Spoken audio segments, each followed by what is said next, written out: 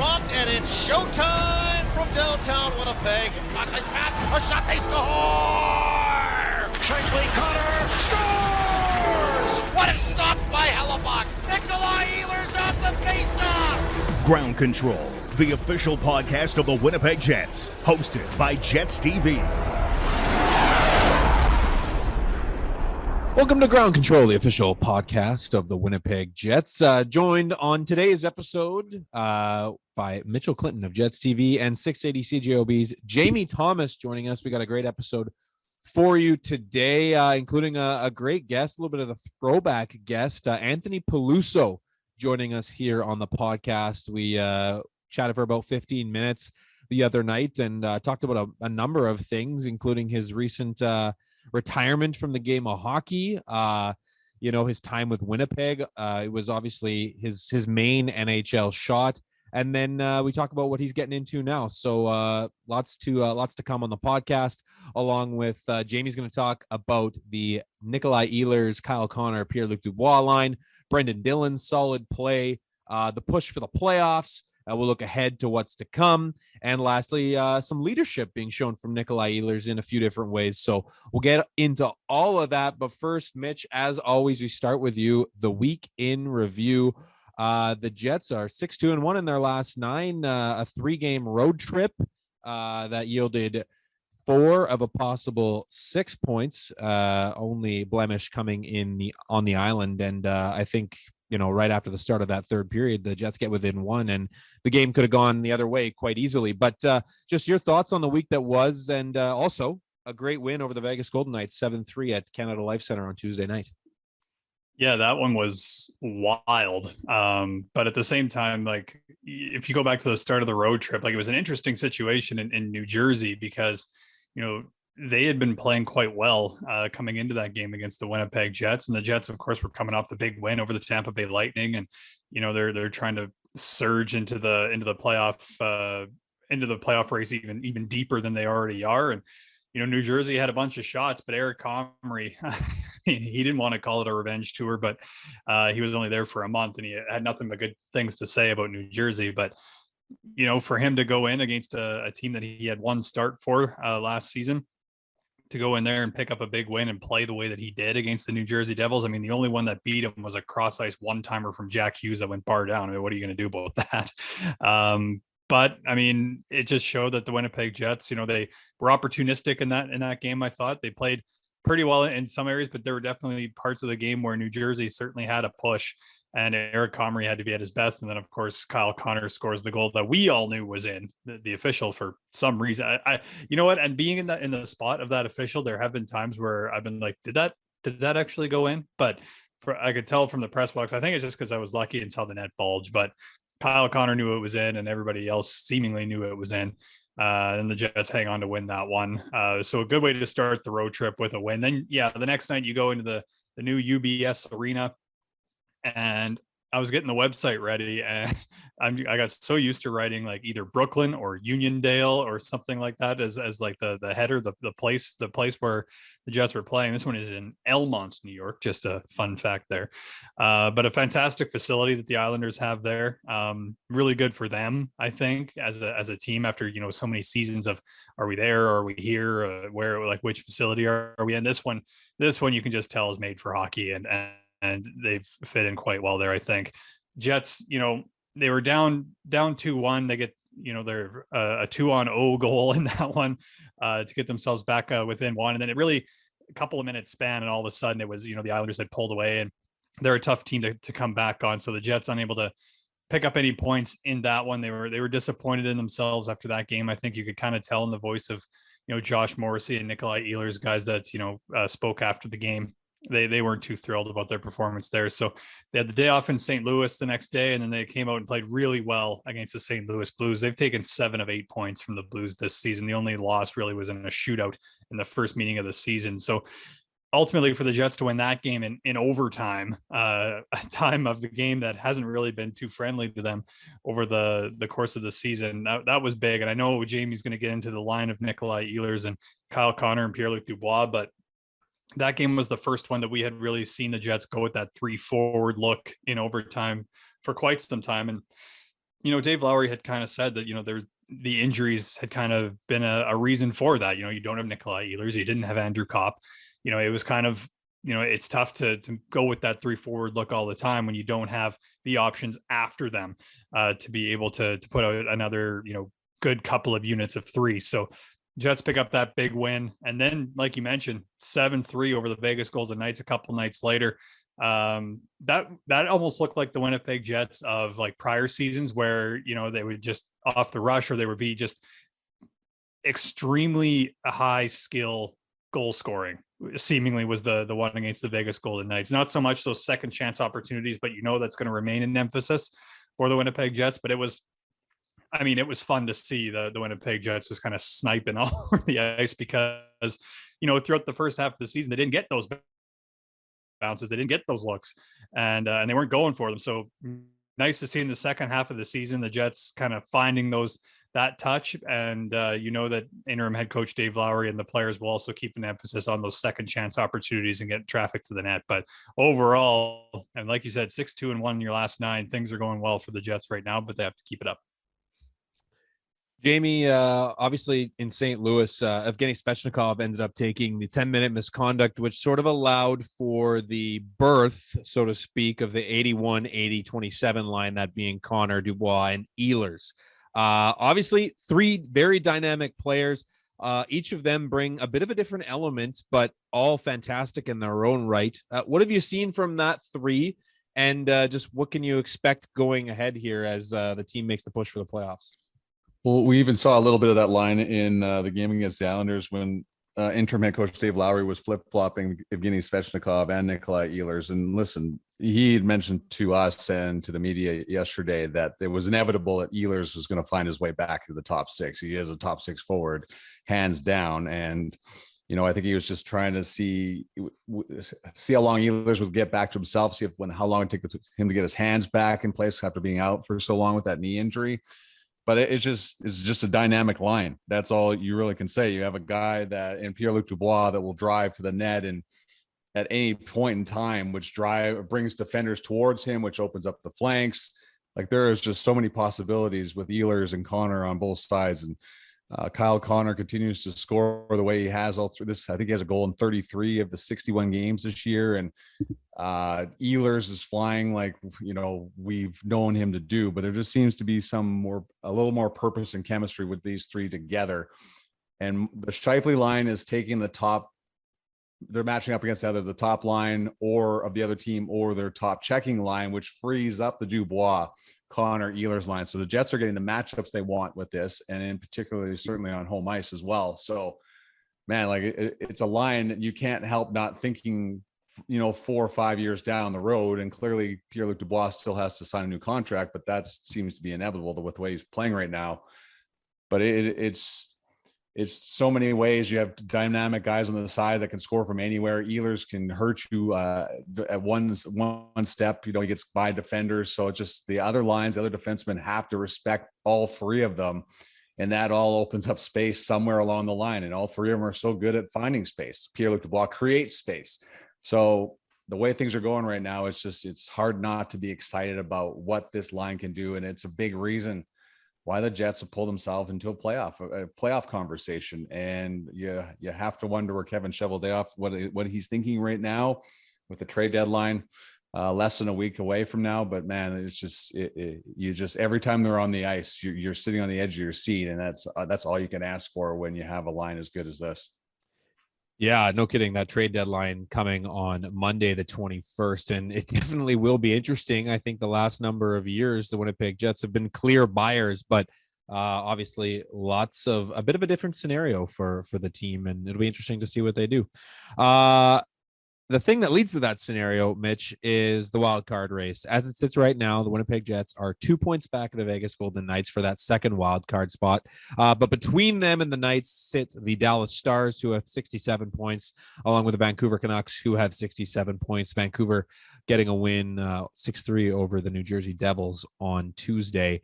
But just how do you look at this playoff race as things start to whittle down and come down to the final weeks of the season? Obviously, it's a different spot for them, but I think it's something that they're comfortable in. Yeah, because I think you've had some players that, I mean, you look back at the 2019-2020 season, and the Jets were in a battle for that final wild card spot in that season as well. Of course, that offseason was full of changes for the Winnipeg Jets leading into that 2019-2020 campaign. So I think they were still not necessarily finding an identity, but kind of finding their way. Like, for so many years, they had that big blue line that, had could basically eliminate offensive zone possession for the other team whenever they seemingly wanted to. So they were still, I think, still finding their way a little bit in that season, but they were in a battle, and there's a lot of players on this team that were in that group that are used to it. And I think so much of what the Jets have been talking about the last few days, or really the last month or so, especially coming out of the All-Star break, has been, it's one game at a time. Like, you look at the big win over Vegas. It's easy to look at, okay, well, we play Vegas tonight and then in a week as well. And, there's a 4-point difference, all of a sudden, you win both those games, and all of a sudden your mind starts racing past what you can really control. All you can control is that night against the Vegas Golden Knights. And the Jets were able to do that. Now, as you said, Tyler, like, they find themselves a couple of points back in that wild card race. And all of a sudden, you have some teams that you got to pass. The Dallas Stars have 3 games in hand on the Winnipeg Jets. So that's going to be a team to watch over the next little bit. The Minnesota Wild are in that top wild card spot at 72 points. They've also got a few games on the Jets, but I think the Wild are trying to get back ahead of Nashville, who's third in the Central Division, just 2 points ahead of Minnesota. And Minnesota's got a couple of games in hand on Nashville too. So like, there's so many moving parts still, that if you're the Jets, the only thing you can really do is just look at what you can control. And for them now, you look ahead, they've got Boston coming in on Friday to Canada Life Center, and the Bruins are in a battle of their own. Like, they're really, in terms of the Eastern Conference wild card, I mean, they've got 79 points, and the next closest team to trying to get into that wild card race is Columbus. They're at 63 points. So Boston's probably got a little bit of a cushion in that regard. They're 8-1 in their last 10. So that's another surging team coming into Canada Life Center. But, they've probably got aspirations a little bit more on trying to climb up ahead of the Toronto Maple Leafs in the Atlantic Division. So lots going on, and lots for the Boston Bruins to be concerned about. So really, with 20-ish games left to go in the regular season, there's still a lot of time. Now, that being said, you don't want to, string together any losses in that regard, but you certainly want to be able to handle what's in front of you. And I think that's what the Winnipeg Jets have done so well. And a big reason for that is the group of guys that they do have in the dressing room that have kind of been through these battles before. Well, good on you, Mitchell, for answering that question, because according to my rundown, I was not supposed to ask you that one. Well, not bad. Not bad. There you go. And Jamie, I wasn't supposed to ask you this one either, but you're your stuff. So Brendan Dillon, I hope so. He's on the rundown. What have you seen from him? The big defenseman is really sort of just showing why the Winnipeg Jets went after him. Obviously he gets that 2-1 goal against the New Jersey Devils, but he just appears to be snuffing absolutely everything out. He plays physical down low, just exactly the type of player you want at this point in the season.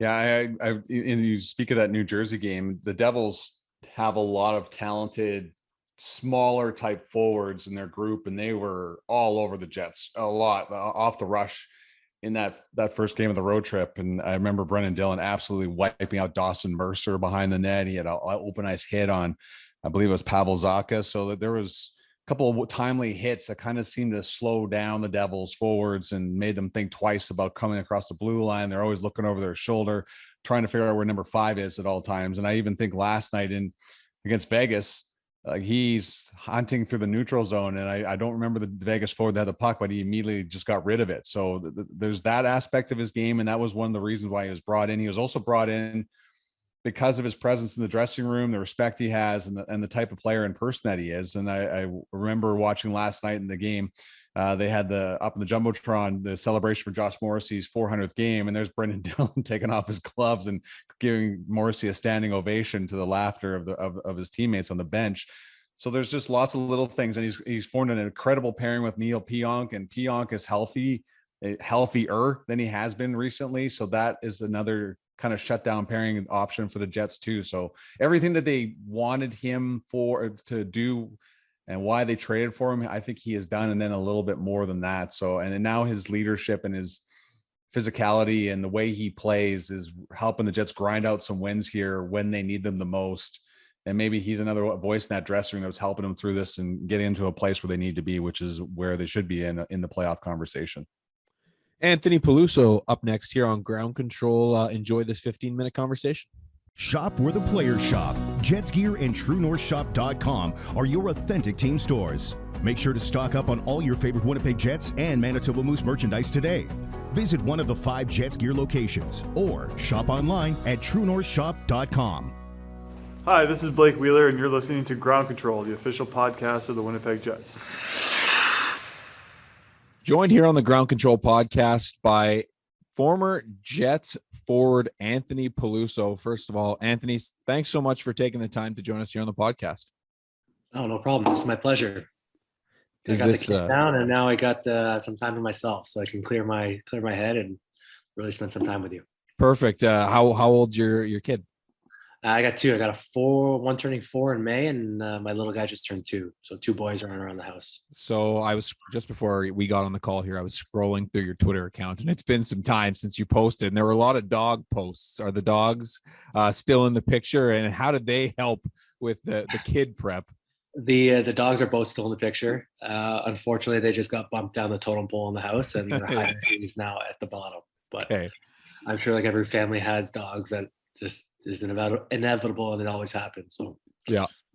All right. Well, obviously, according to the Hockey DB page, you played a little bit of hockey last year, but this year you've taken a step away from the game. I guess just what went into that decision to step away from hockey? It was kind of just like a traveling thing. I got the 2 kids now at home. I went over and played some European hockey last year, and I unfortunately had not the greatest experience. So decided to kind of move forward with other life things. And that's kind of in the position that I'm now, just transitioning. I took a bunch of courses this summer to become a firefighter. Yeah. So again, that's a process in itself. Yeah. I'm also building a bunch of houses now too. So got my hands in a couple cookie jars, we'll call it. And yeah, it's keeping me busy for sure. Yeah. So where are you at in that process to become a firefighter? And is that something you want to do full time down the road, or how does it work for you?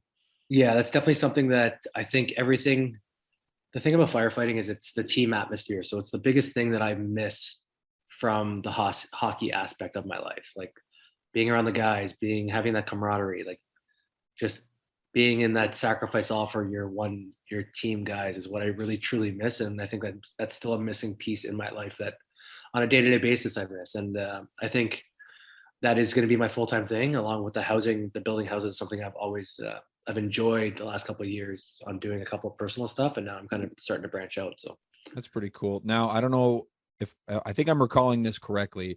During the 16-17 season, you were with the Moose. That was my first year with the organization, and we went and visited a fire hall. And I think were you at that fire hall visit? I probably was. I don't think I would have missed any of those. Yeah, I feel like I remember you being really into it. So it makes a ton of sense that this is somewhere you've ended up. Yeah, I think I also did the Take It Just to Work with Jimmy Slater right years before, and we did the whole firefighter thing. And it's cool. It's one of those careers that you're able to give back to your community on like a day-to-day basis, and that's something that I really cherish as well. That's awesome. Looking back on your career, obviously drafted in 2007, but it took you some time to get to the National Hockey League level. Just what was that block of time like when you were just building yourself up to eventually earn that opportunity? Yeah, it was just a commitment. I think I wasn't a high pick. I think I was a 6th rounder, late pick, and had to make my name for myself, as some people would say, the hard way, I guess. And that's the way I kind of took. So I remember my first couple of years, I got branded the enforcer. So I just went with it and just started, I guess, scrapping my way up to the National Hockey League. And I know my skills coaches and everyone that I talked about, they said, yeah, your toughness is going to get you there, but it's your skill that's going to be able to keep you there. So unfortunately, I had lots of issues and injuries and kind of dealt with everything through my career. And I still wish I was playing, of course, like everybody else that's retired. It's never an easy thing to step away from the game. And Yeah. I really did enjoy it. You know, you kind of mentioned there being the enforcer, being sort of branded as that tough guy. When you sort of came to the realization, like, if this is, you know, what I want to do, this is what I'm going to have to do, kind of thing, what was that like mentally? And I know a lot of guys have talked about post career that they were nervous going into games, and just how was that for you? Depends the day, I guess we'll call it. I understood that I was good at it. At a young age, I was a boxer for a long time, and I remember I got beat up once when I was a kid, and my dad put me in boxing after that and said, "I'm never going to let you get beat up again." Since that day, I guess I've always handled myself pretty well in that aspect, and I wouldn't say I was ever nervous. I would use it more of like I was always prepared, I guess we'll call it. So more focus on that. And it's crazy when you talk about like in-game stuff and fighting, when it actually happens, the world goes quiet, and it's like the famous Muhammad Ali saying, right? The fight is won and lost long before those flashing lights. And I believe that. So, you know, obviously for me watching you play for the Winnipeg Jets, yeah, like you were a fantastic fighter. And just how much did the boxing help in terms of that preparation? And, you know, it seemed like you won pretty much almost all of them that you went at. So just what was that like? I think it was just like, it's a lot of timing, right? So it's like your body mechanics and how you're balancing on the ice and weight shifting, and that all kind of ties into it. Yeah, I don't know. It's like I said, it like slows for me. It just, the world slowed down when I was in a fight. And that's what I really enjoyed about it. Like that was my one, I guess, safe zone, we'll call it. I know it's a little bit weird to say, but No, it makes sense. yeah. You know, you talk about fighting in the game, and it's obviously a huge topic of conversation right now. And that was the role that you played, but it seems that those fighting responsibilities have sort of changed a little bit. I mean, you look at the current makeup of the Jets right now, Adam Lowry is sort of that guy. And, you know, he can do so many different things on the ice, but fighting is one of his responsibilities. What role does fighting play in the game that it's still relevant today, I guess, is the question that I ask. It's relevant in the sense that it's a fast game, and people respect it still. And I think players respect it still. And I think until the players stop respecting it, which I don't think will ever happen, I think it's always going to have a place in the game. Knowing that there's someone on your team that has your back, whether it's Adam Lowry or whether it's Nikolai Ehlers wanting to step up for your team. That's just something like that goes on, like the sacrifice of the game and the team atmosphere. And, you know, it's all the little things behind it, not just about what happens in the fight. Like, and I don't see it going away anytime soon. And I know it's controversial, and it's always has, and it always will be. So. You mentioned Nikolai there. Did your time overlap at all with him? I know he's liked to mix it up quite a few times with some big names too. I think we were there 2 or 3 years together. So yeah, but he was really young at that point. I think he was that was first year after drafted, 18, 19, 20 was, I think, when I played with him. So yeah, it's kind of it's pretty spectacular to look at some of these guys that were young per se when I played with them, and now you watch what they're doing and how they've evolved, and the way that their games are going is pretty crazy to see.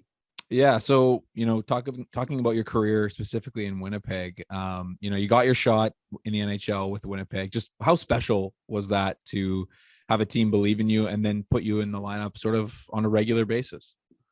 Yeah, I mean, it meant it's every boy's dream, right? You grow up in Canada playing hockey, to play for any team is fantastic. But the biggest part of me was being able to share with my family, because I guess they were with me from start to finish.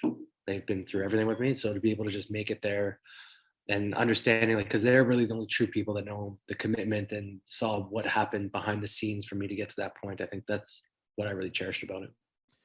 How special of a place is Winnipeg to you? It's where you got your opportunity and stuck with it. Yeah, you know, Winnipeg gets a little bit of a bad rap, but it's freezing cold and whatnot. But, the one thing that people don't realize is how good the people are that are there. Like, there's still a lot of people from that team that I still keep in touch with. Matt Halschuk is still one of my best friends. I try to talk to him on a weekly basis, but he's terrible with his phone. Our wives are still best friends. I still try to keep in touch with Wheels all the time. Big Buff, I still talk to him on a regular basis, which is pretty good. So the special thing about Winnipeg to me was not only it was a great place where I have all these memories and great times, but also the people that I met that I believe that I'll continue to have like a relationship for the rest of my life with. Yeah, just you know, do you follow the team pretty closely still? I mean, you mentioned Wheels; he's obviously still playing amazing at the age he's at. Which it's not to say he's an old guy at all, but he's definitely in the later stages of his career. Yeah, I keep tabs more so on people than I do as on teams in general. I think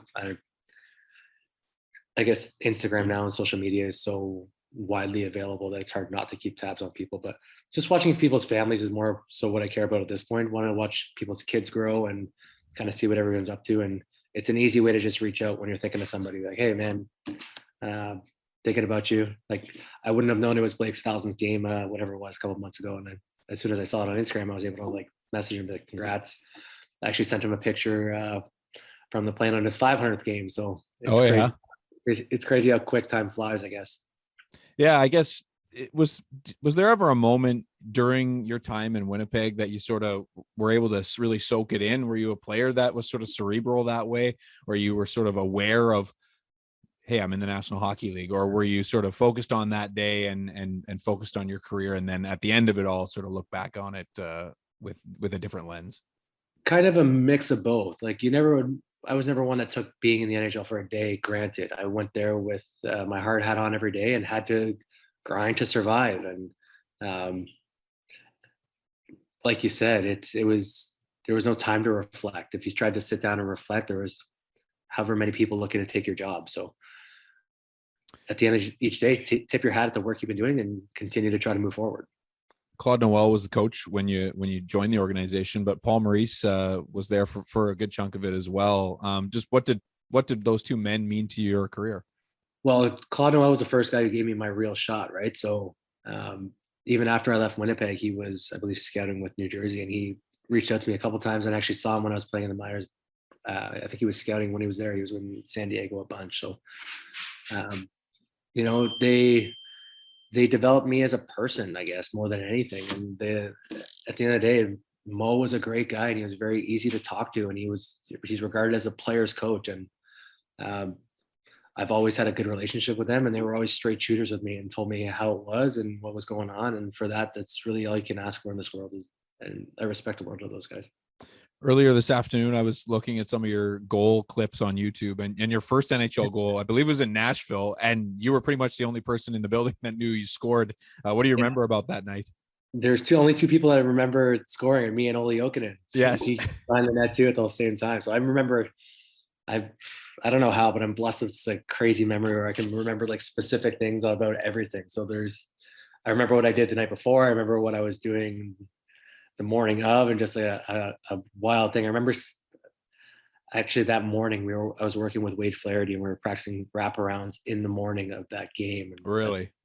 Yeah, I think we were doing a goalie drill before pregame skate, and I remember just for some reason I was able to beat Pavs to his post on that game, and lo and behold, there you go. First goal was like that.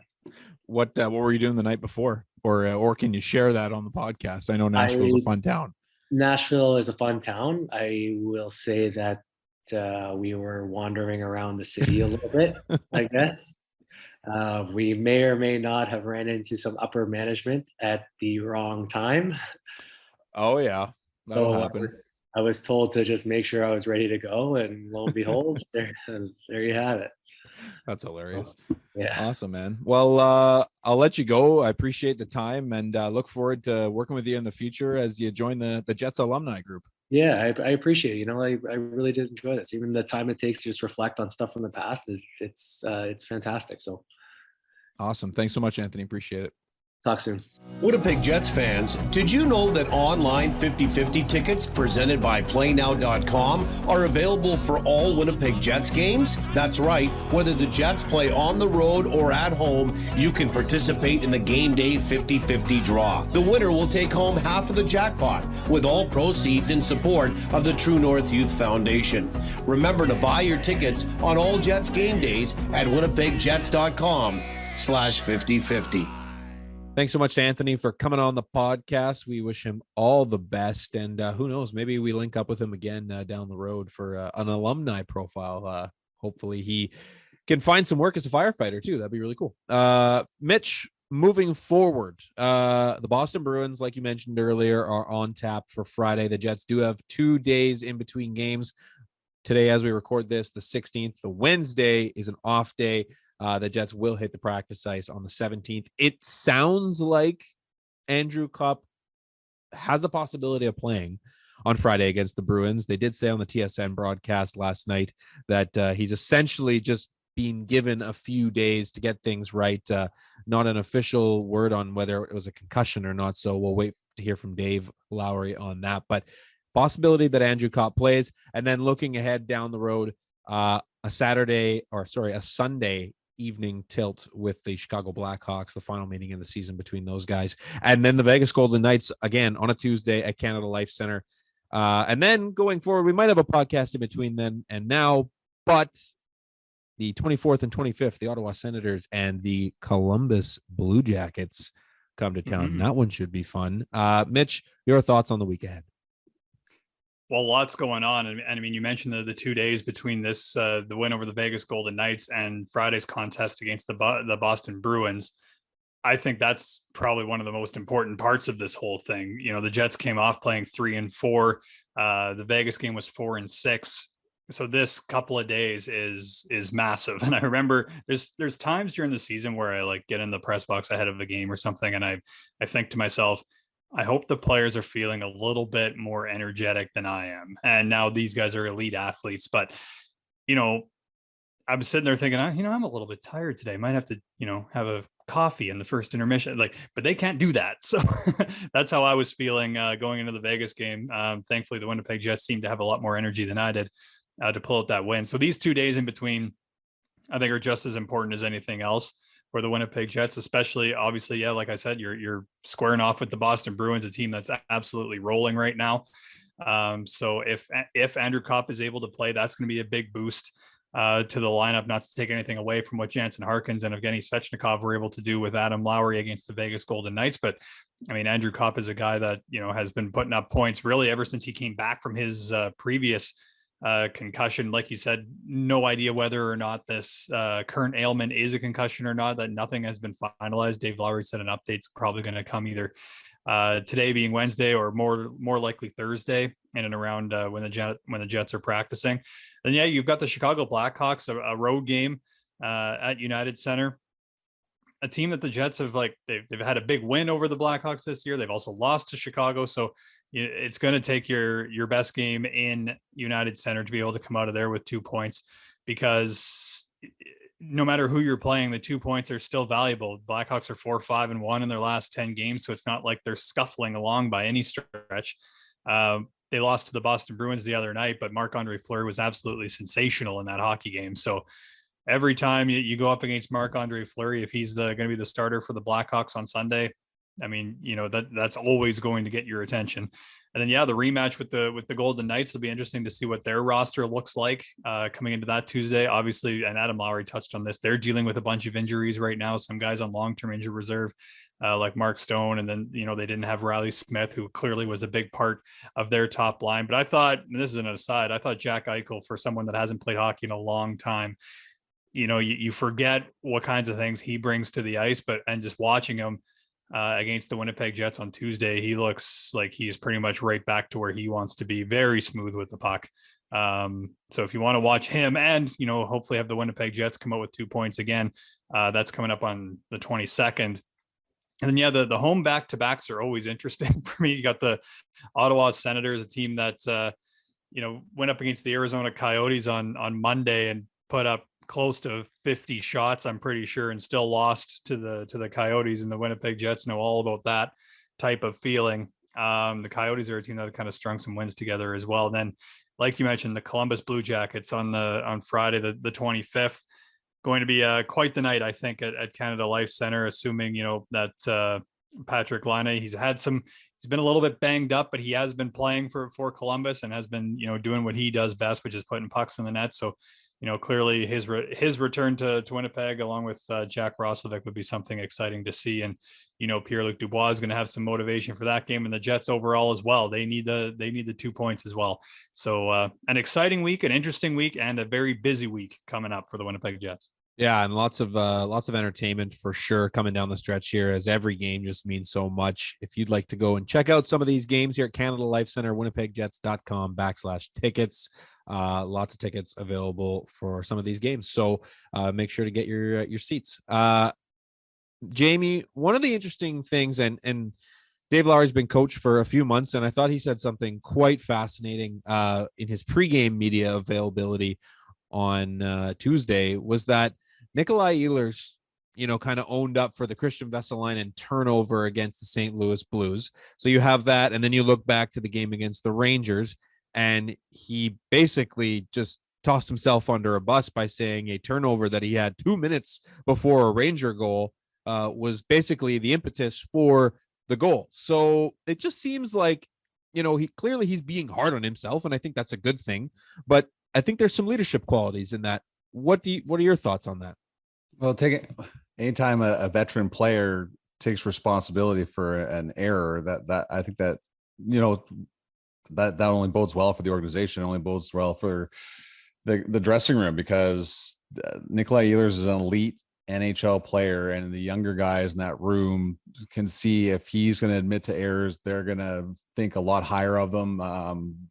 Just that trickle down effect that you want. And he may not wear a letter, but owning mistakes is a huge thing, even as a player of the stature of Nikolai Ehlers. So I think the respect that he gains from there, especially for the coach to point it out, that's another big thing as well. So you're drawing respect from the coaching staff.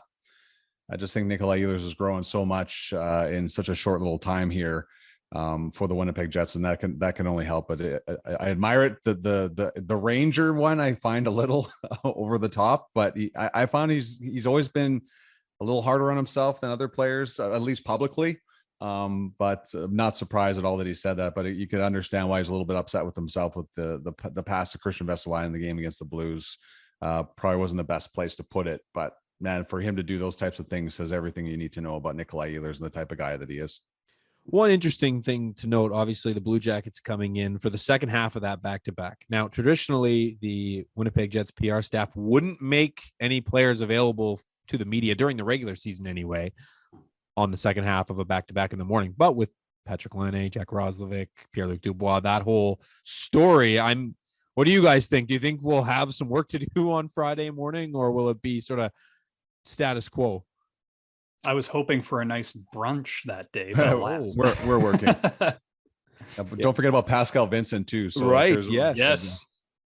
I think we'll be working, and that's okay because that's such a rare occasion. And, Patrick Laine got knocked out of a game recently. So I was sitting there thinking, man, are we going to miss out on another Patrick Laine coming back to Winnipeg? Cause it's been so long since he got dealt there, and he's okay, but man, that's, Ottawa the day before, but with that game coming on the schedule, I think it's okay that we do a little bit extra work that day. And let's hope that there's a little bit more work coming on past the month of April as well.